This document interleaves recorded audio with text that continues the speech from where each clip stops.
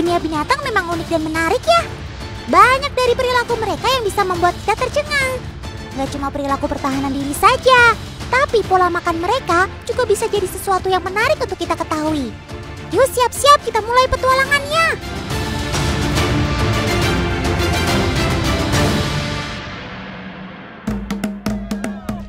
Serbu!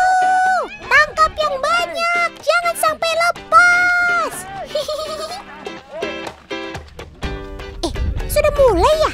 Duh, maaf ya teman, Otan sampai lupa menyapa kalian. Teman, kali ini Otan lagi mengadakan lomba tangkap belut sama Kak Rizky Art nih. Dalam lomba tangkap belut diperlukan keberanian dan keterampilan khusus. Karena bisa-bisa tidak ada satupun belut yang berhasil kita tangkap, alias nihil.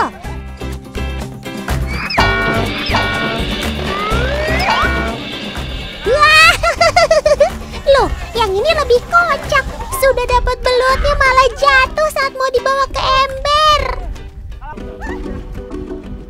Nih, Otan kasih tahu tips dan triknya ya. Caranya, cukup pegang bagian leher belut menggunakan ibu jari. Usahakan tangan menggenggam kuat agar tidak terlepas. Cara ini cukup ampuh saat menangkap belut yang berada di dalam lumpur seperti ini loh. Oh iya teman, kalian tahu nggak kenapa belut itu bisa licin seperti ini? Hal itu dikarenakan saat merasa terancam atau stres, ia akan mengeluarkan lendir sebagai bentuk pertahanan dirinya. Setelah si kotor-kotoran di lumpur, sekarang Kak Rizky dan Kak Dinda mau ajak kita mancing belut di sawah yang baru ditanam nih. Biasanya pada tipikal sawah seperti ini, banyak ditemukan belut dengan ukuran kecil hingga sedang. Teh. Ya dede ya, yang belutnya ya, ini ya. Oh, eta ya, yang nak. Yang nak. Coba umpana ka dia, umpana. Wah, sepertinya kita sudah menemukan keberadaan lubang si belut, teman. Nggak usah pakai lama, Kak. Langsung kita siapkan peralatan mancingnya. Oh iya, memancing belut tidak seperti mancing pada umumnya, teman. Kita cukup menggunakan senar, tanpa harus menggunakan joran dan reel.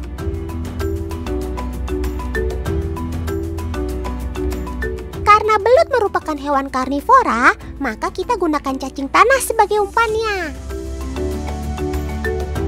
Setelah cacing dipasang pada mata kail, barulah kita masukkan ke dalam lubang. Usahakan agar umpan dibuat gerakan alami ya, dengan cara diputar dan naik turun, agar belut tertarik. Hore! Benar kan apa kata Otan? Tidak butuh waktu lama agar si belut dapat terperangkap oleh umpan kita. Oh iya, kalian tahu nggak sih kenapa si belut mudah sekali tertangkap jika kita pancing? Itu karena Sobat Otan ini termasuk hewan yang rakus kalau soal makanan. BTW, nggak cuma si belut aja nih, tapi ada juga Sobat Otan yang suka banget makan. Siapakah dia? Jeng jeng jeng! Dia adalah si tupai.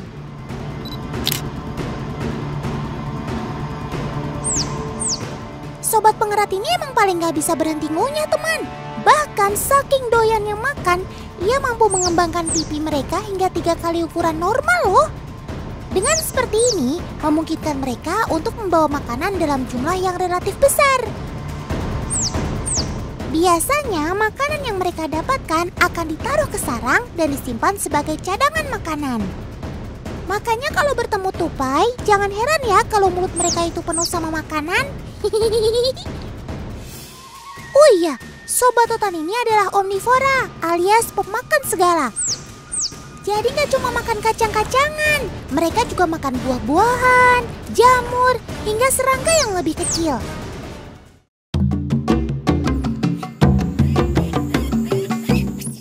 Nah, selanjutnya Sobat Otan yang terkenal suka makan itu adalah si... Sob, itu kenapa pipi kamu? Kok gede sebelah? Ini bukan gede sebelah, Tan. Ini isinya makanan.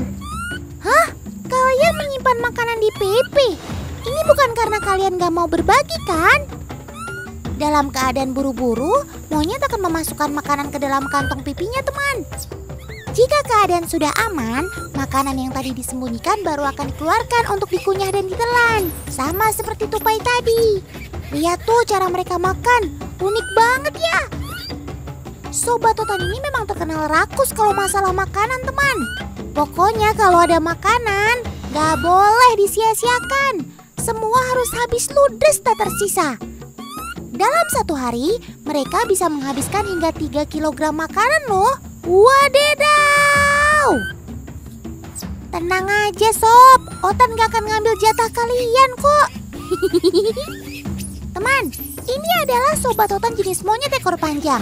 Di antara banyak jenis monyet, dia yang paling populer. Populasi monyet ekor panjang ini masih cukup terjaga sampai sekarang. Hal ini karena kemampuannya dalam beradaptasi. Primata ini dapat hidup dalam beragam ekosistem, mulai dari hutan, dataran rendah, hingga pegunungan. Mereka biasa hidup berkelompok antara 5 hingga 40 ekor dalam satu kawanan. Oh iya, mereka ini juga suka usil loh. Tapi usil bukan sembarang usil. Karena usil yang mereka lakukan ini adalah untuk mendapatkan makanan dengan cara barter. Ada aja caranya untuk mendapatkan makanan. Luar biasa deh kamu sob. Sebentar. Kalau kawanan monyet ini lagi pada ngapain ya di pantai? Hei sob, kalian lagi cari apa sih? Kok nggak ngajak-ngajak Otan? Oh iya, Sobat Otan ini kan memang suka sekali main di pantai. Selagi bermain, biasanya mereka juga sambil mencari udang, kepiting, atau kerang. Mereka melakukannya pada saat air laut sedang surut. Tuh kan, ujung-ujungnya makan. Oke, next Sobat Otan yang suka banget makan itu ada si panda. Kita lihat aksi mereka saat makan kuy. Tuh kan, belum apa-apa udah dibuka sama makan tuh. Mana asik bener lagi. Teman-teman ada yang tahu makanan panda itu apa? Yap, yang jawab bambu, bener banget. Mulai dari batangnya, daunnya, hingga rebung atau bambu muda, semua dilahap tanpa sisa. Ada 20 jenis bambu yang Sobat Totan ini sukai. Di antaranya bambu kuning, bambu ater, dan bambu petung. Oh iya teman, sistem pencernaan panda tergolong unik. Panda punya sistem pencernaan khas satwa karnivora, padahal ia makan tumbuhan. Pencernaan panda pun jadi nggak efisien deh. Makanya, biar nutrisinya terpenuhi, panda harus makan yang banyak, yakni 9-18 kg, atau butuh 16 jam per hari untuk makan. Loh, Sob, habis makan kok kamu malah pingsan sih? Duh, gara-gara kebanyakan makan ini kayaknya. Tolong, si panda sepertinya butuh bantuan. Bentar, coba Otan lihat baik-baik. Aduh, kirain kamu pingsan Sob. Ternyata lagi minum. Bikin Otan panik aja. Seperti kita teman, habis makan pasti minum. Panda juga begitu. Airnya ini air pegunungan loh. Seger ya Sob. Nah, kalau di alam bebas, panda hampir mendapatkan semua air yang mereka butuhkan dari bambu. Hampir 99% makanan panda adalah bambu. Sisanya mereka akan makan rumput, kadang makan hewan pengerat atau serangga juga sebagai asupan kalsium dan protein. Nah, kalau di tempat konservasi, kebutuhan kalsium dan protein diperoleh dari cake panda ini. Makanya, bahan untuk membuat cake panda diantaranya telur, kacang kedelai, dan bubuk kalsium karbonat. Oh iya, resepnya langsung dari Cina loh. Setiap hari, Paman Falah juga akan taruh potongan cake panda di dalam bambu seperti ini. Lagi-lagi untuk melatih si panda mengambil makanannya. Pokoknya tiada hari tanpa makan dan makan.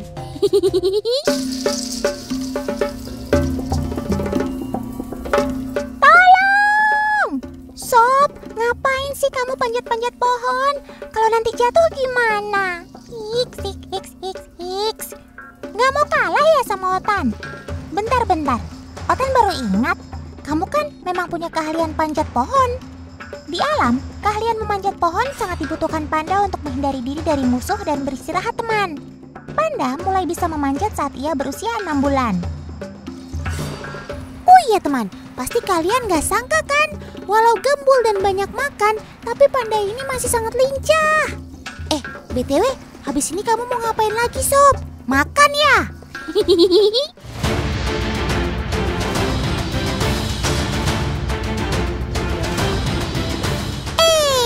Kalau di daratan tadi ada berbagai macam sobat otan yang doyan makan, di lautan ada juga yang gak mau kalah nih. Kira-kira siapa ya dia? Wih, ukuran tubuhnya saja sudah super jumbo. Pasti makannya banyak nih. Lihat saja ukuran mulutnya, besar banget kan? Serem. Tapi tenang, dia merupakan salah satu sobat otan yang sangat ramah kok. Penampakannya aja yang menyeramkan, tapi hatinya baik kayak otan.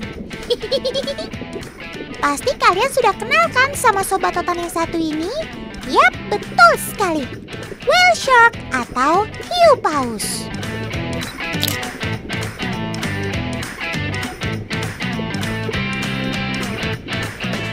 Hiu paus adalah hiu pemakan plankton yang merupakan spesies ikan terbesar di dunia.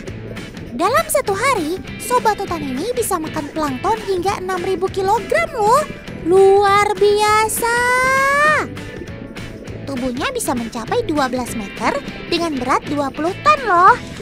Sebagai pemakan plankton yang memperoleh mangsanya dengan menyaring air laut, hiu paus memiliki mulut berukuran besar.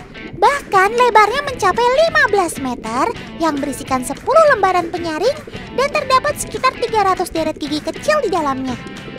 Ikan ini juga memiliki 5 pasang insang berukuran besar dan 2 mata yang kecil di ujung kepalanya. Di bagian tubuhnya terdapat pola bintik-bintik yang mengesankan seperti taburan bintang. Pola ini biasa digunakan untuk menghitung jumlah populasi hiu paus loh. Selain plankton, makanan kesukaan hiu paus ini adalah ikan setan dan juga udang rebon teman. Katanya sih udang rebon jadi makanan favoritnya tuh. Kalau sudah diberi udang rebon, biasanya hiu paus nggak akan pergi kemana-mana. Oh iya, mereka juga terkenal nggak pernah kenyang ya teman. Mereka akan terus makan selagi masih diberi makan oleh pemilik bagan tuh. Wah. Pantes aja badan kamu besar sob. Makanmu banyak sekali tuh. Oh iya teman, hiu paus tergolong dalam daftar merah untuk spesies terancam dengan status rentan dan masuk dalam kategori Appendix 2 CITES, yang berarti masih boleh diperdagangkan dengan kuota tertentu.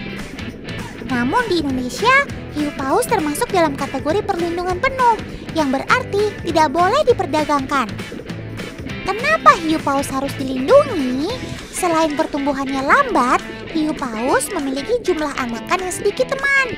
Nggak cuma itu, mereka juga sering tidak sengaja tertangkap oleh nelayan karena gerakan mereka yang lambat tuh. Penglihatan dan juga pendengaran hiu paus ini cukup baik ya. Hanya saja, dia memang suka menabrak apapun yang ada di sekitarnya tuh. Jadi jangan terlalu dekat ya teman ketika sedang berenang bersama mereka.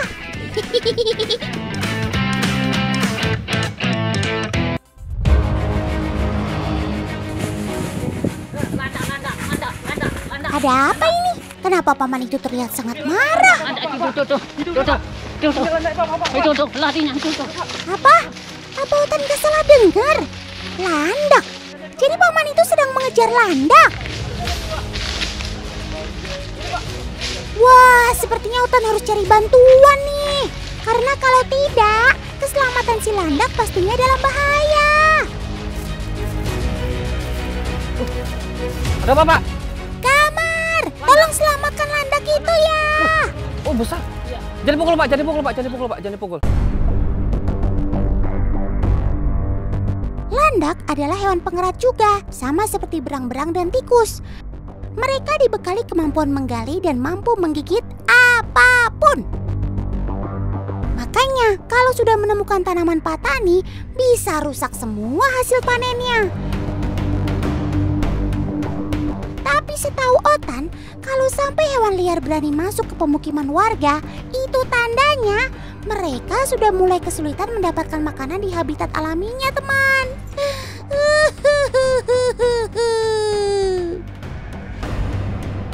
Padahal landak aslinya hewan yang tidak agresif dan cenderung pemalu. Tapi kalau dalam kondisi terdesak kayak sekarang ini, dia bisa saja berubah menjadi galak dan berbahaya. Oh ini bang, buahnya bang. Yo. Oke. Nih Tan, jadi landaknya mau Bang Amar pancing pakai nih buah pepaya. Kita coba ya. Iyalah, ternyata umpan yang dimaksud adalah buah pepaya toh. Wah, emang cemerlang ide Kak Amar.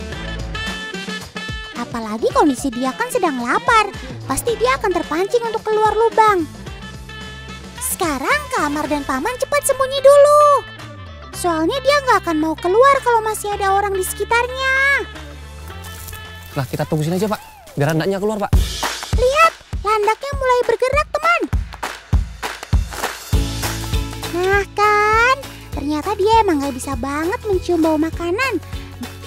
Wah, beruntung sekali Otan melihatmu Sob. Ini dia yang namanya landak endemik Sumatera. Dia bernama latin Hystrix sumatrae.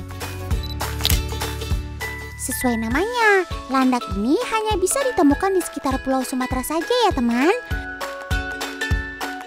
Di Indonesia terdapat 5 jenis landak. Di antara kelima jenis landak ini, hanya landak Jawa lah yang masuk ke dalam daftar hewan dilindungi. Tapi bagaimana cara menangkapnya Kak Amar? Duri mereka kan sangat panjang dan juga tajam. Nah Tan, biasanya di daerah lain mereka tuh menangkap landak menggunakan gedebong pisang Tan. Tapi bisa menyakitkan si landaknya Tan. Nah sekarang Bang Amar mau coba menangkap si landak itu menggunakan media lain yang tidak menyakitkan dia Tan. Sepertinya gerakan si landak sudah semakin lambat tuh. Ini waktu yang tepat untuk menangkapnya.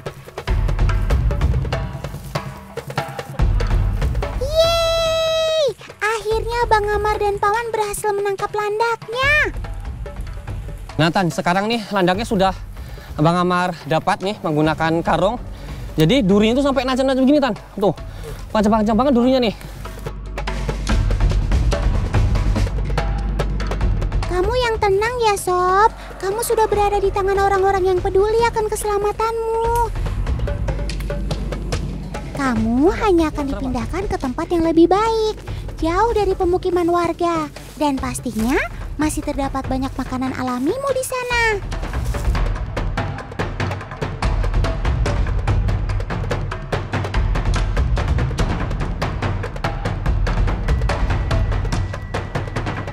Sepertinya tempat ini sangat cocok untuk kamu Sob. Banyak rerumputan dan pastinya jauh dari pemukiman. Baik-baik kamu di sini ya Sob.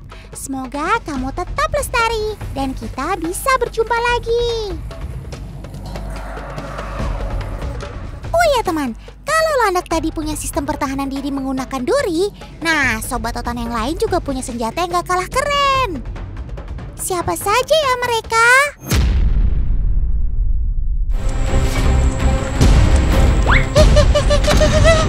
Aduh, kok malah berantem kalian? Maaf ya teman, maklum, si Ranggo ini termasuk hewan teritorial. Jadi kalau ada saingannya pasti berkelahi. Sudah ya, sudah. Malu kan dilihat teman-teman di rumah? Peace man, kalau kata anak sekarang, Wallace bro.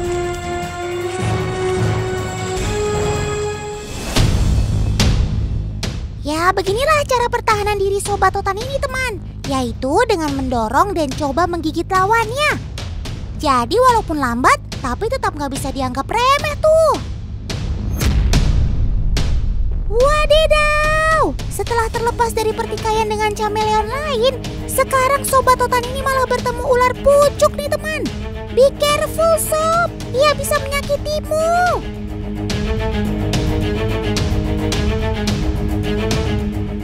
Wih, Akhirnya si chameleon menggunakan teknik kamuflase untuk bertahan, teman.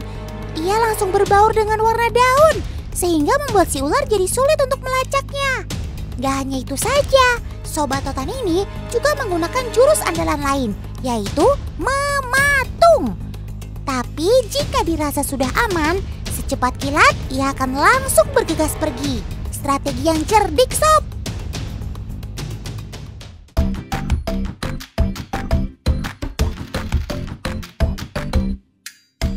Nah, selain itu, ada lagi nih cara pertahanan diri chameleon yang gak kalah keren, yaitu perubahan warna pada kulitnya. Chameleon bisa berubah warna karena faktor sinar matahari. Pantulan dari sinar matahari akan mengubah warna kulit reptil ini. Saat suhu dingin, justru warna chameleon akan lebih gelap agar dapat menyerap panas. Selain faktor matahari dan suhu, ternyata Sobat Totan ini moody alias baperan. Suasana hati Cemi juga bisa mempengaruhi perubahan warna kulit. BTW, selain bisa mempertahankan diri dengan berkamuflase, Sobat Totan ini juga punya keahlian lain dalam hal kecepatan loh. Shh, jangan ganggu, apalagi kagetin Sobat Totan nih teman. Dia lagi fokus tuh. Gimana Sob? Buah di atas pohon sana udah mateng belum?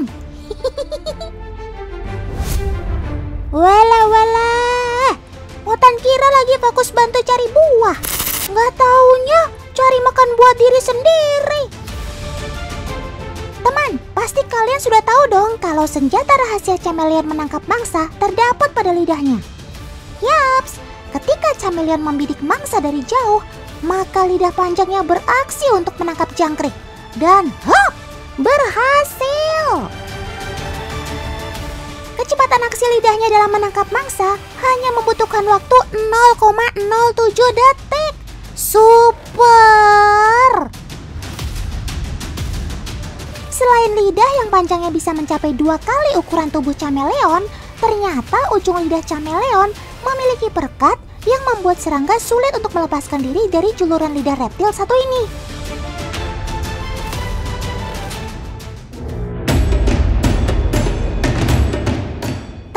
Jangan tertipu sama wajah lugunya si jerapah ya, karena ternyata ia punya pertahanan diri yang gak kita sangka-sangka. Di alam liar, sesama jerapah kerap terlihat bertarung dengan ganas seperti ini teman. Ya, mereka bertarung dengan cara mengayunkan leher dan menancapkan kepalanya ke bagian tubuh lawan. Bisa kena leher lawan atau kaki, atau bisa juga kena perut. Yang jelas, Otan gak mau bayangin ketabrak sabetan otot seberat 200 kilo. Tinju Mike Tyson lewat kali. Mereka biasa bertarung memperebutkan wilayah kekuasaan dan tahta sebagai pejantan terkuat teman. Nah, satu lagi bahayanya si muka imut ini, terjangan larinya. Si jerapah punya tinggi 4 hingga 6 meter karena dia juga punya kaki yang jenjang tinggi ini teman. Makanya dia bisa berlari hingga kecepatan 60 km per jam. Jadi kalau sampai terinjak kaki beratnya atau tertabrak si jerapah, dapat dipastikan sangat berbahaya dan fatal akibatnya.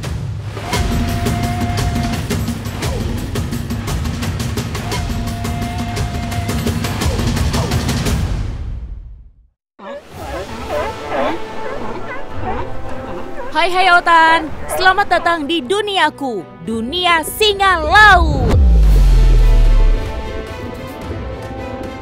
Kalian tahu nggak? Aku menjadi satu-satunya singa yang dapat menyelami dalamnya lautan loh. Keahlian menyelamku ini ditopang oleh kemudi siripku yang kuat dan panjang, sehingga aku dapat membelah lautan dengan mudah. Layaknya torpedo, air dapat kutembus dengan kecepatan hingga 35 km per jam. Keren kan, Tan?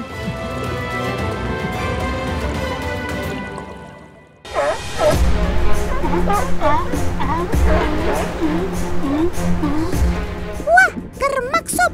Otan jadi kepo nih. Kamu itu sebenarnya singa jadi-jadian atau masih ikan-ikanan sih? Sejatinya aku berbeda dengan singa si raja hutan, Tan. Dan meski aku mampu berburu di bawah air hingga kedalaman 300 meter, aku juga bukan tergolong ikan-ikanan. Jangan kaget ya, Tan. Sebenarnya aku ini adalah mamalia. Jadi jangan heran kalau saat berenang, pasti sesekali aku akan keluar untuk menghirup oksigen. Wah, wah, wah. Mamalia. Sama kayak otan dong. BTW, apa nggak repot tuh Sob? Harus keluar masuk air hanya untuk hirup udara segar?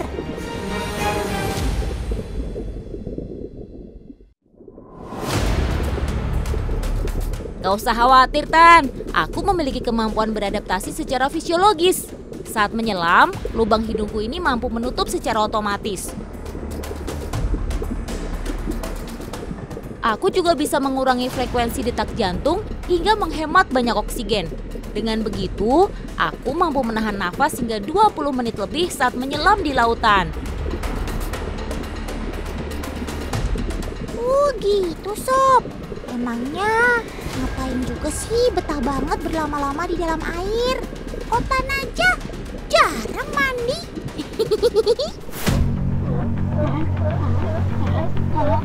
Sebagai mamalia akuatik, lautan juga menjadi habitat kami, Tan. Karena di sana banyak sumber makananku. Mulai dari gurita, cumi-cumi, sampai beragam macam ikan. Saat berburu, aku lebih senang melakukannya bersama-sama daripada sendiri. Maklum, aku kan dikenal sebagai hewan sosial. Jadi apa-apa sukanya bersama-sama.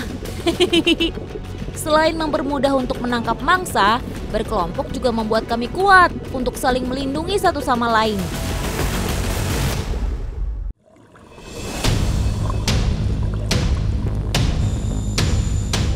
Loh, kalian kenapa Sob? Kok tiba-tiba panik sih? Apa yang terjadi? OMG, itu kan paus orca, top predator yang ada di lautan.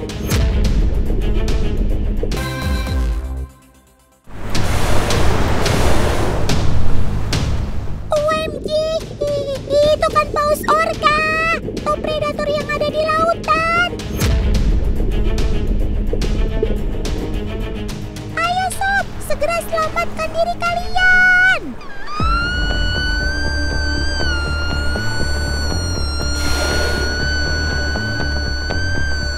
Orca memang menjadi ancaman terbesar kami, Tan. Karena ia adalah predator puncak dari rantai makanan yang ada di laut. Dengan tubuh sebesar itu, orca akan merasa selalu lapar. Dalam sehari saja, orca dewasa bisa menyantap sampai 300 kg mangsa untuk dimakan.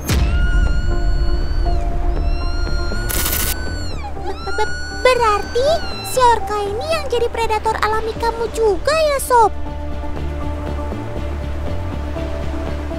Betul, Tan. Orca memang lebih suka berburu mamalia laut seperti aku, bahkan juga paus sekalipun. Biasanya, orca akan berburu dalam kelompok. Mereka akan bekerja sama untuk menciptakan gelombang besar untuk mendesak serta membuat kacau mangsanya. Tapi untungnya saja aku bisa bermanuver dengan baik, Tan, sehingga bisa menghindar. Tapi jangan senang dulu Sob, karena si orca adalah salah satu hewan paling cerdas di lautan. Jadi jangan heran, Tan, kalau mereka bisa menjadi top predator di lautan. Tapi terkadang yang pintar masih kalah sama yang beruntung. Karena kawanan singa laut ini akhirnya bisa selamat dan berhasil kembali ke daratan. Syukurlah.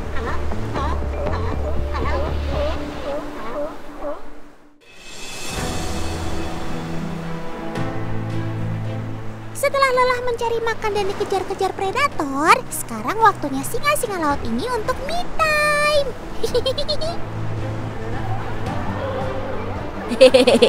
Iya dong, Tan. Tapi saat-saat seperti ini aku gak cuma me time saja, tapi juga bersosialisasi dengan singa laut lainnya. Kami biasanya bersosialisasi sambil berjemur seperti ini, Tan. Nikmatnya. Dengan berjemur, aku bisa mengatur suhu tubuh sekaligus mengeringkan bulu agar jamur dan parasit di tubuhku bisa hilang. Lokasi untuk berjemur juga gak sembarangan. Aku lebih suka berjemur di tempat yang tinggi dan terbuka karena membuatku lebih aman dari ancaman predator laut. Oh iya teman, ada cara yang unik nih dalam mereka bersosialisasi, yaitu dengan mengeluarkan suara atau vokalisasi.